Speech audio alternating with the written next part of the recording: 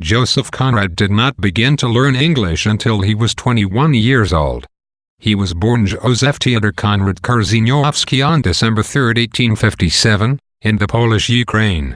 When Conrad was quite young, his father was exiled to Siberia on suspicion of plotting against the Russian government.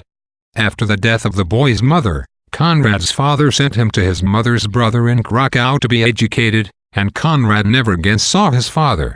He traveled to Marseille when he was 17 and spent the next 20 years as a sailor.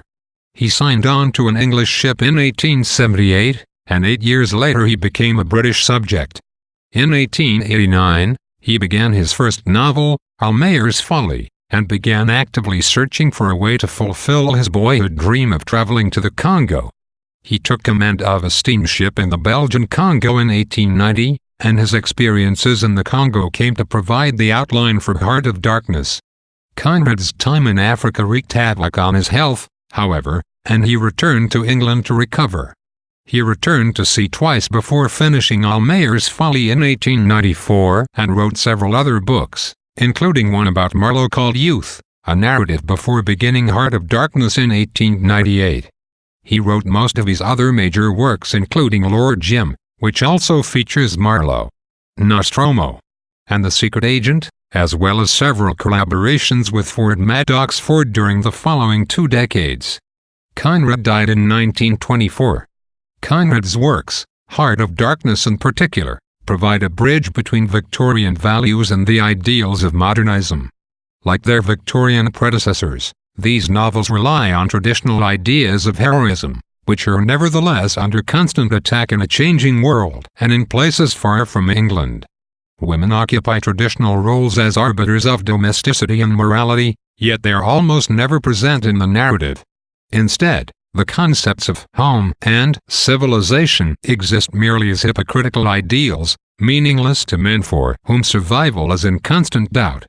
While the threats that Conrad's characters face are concrete ones: illness, violence, conspiracy, they nevertheless acquire a philosophical character. Like much of the best modernist literature produced in the early decades of the 20th century, Heart of Darkness is as much about alienation, confusion, and profound doubt as it is about imperialism. Imperialism is nevertheless at the center of Heart of Darkness. By the 1890s, most of the world's dark places had been placed at least nominally under European control, and the major European powers were stretched thin, trying to administer and protect massive, far-flung empires. Cracks were beginning to appear in the system: riots, wars, and the wholesale abandonment of commercial enterprises all threatened the white men living in the distant corners of empires. Things were clearly falling apart. Heart of Darkness suggests that this is the natural result when men are allowed to operate outside a social system of checks and balances. Power, especially power over other human beings, inevitably corrupts. At the same time, this begs the question of whether it is possible to call an individual insane or wrong when he is part of a system that is so thoroughly corrupted and corrupting. Heart of Darkness, thus, at its most abstract level, is a narrative about the difficulty of understanding the world beyond the self, about the ability of one man to judge another. Although Heart of Darkness was one of the first literary texts to provide a critical view of European imperial activities, it was initially read by critics as anything but controversial. While the book was generally admired, it was typically read either as a condemnation of a certain type of adventurer who could easily take advantage of imperialism's opportunities, or else as a sentimental novel reinforcing domestic values. Kurtz, as intended, who appears at the novella's conclusion, was roundly praised by turn-of-the-century reviewers for her maturity and sentimental appeal.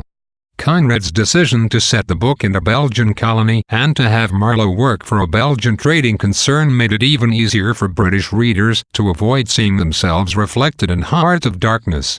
Although these early reactions seem ludicrous to a modern reader, they reinforce the novella's central themes of hypocrisy and absurdity,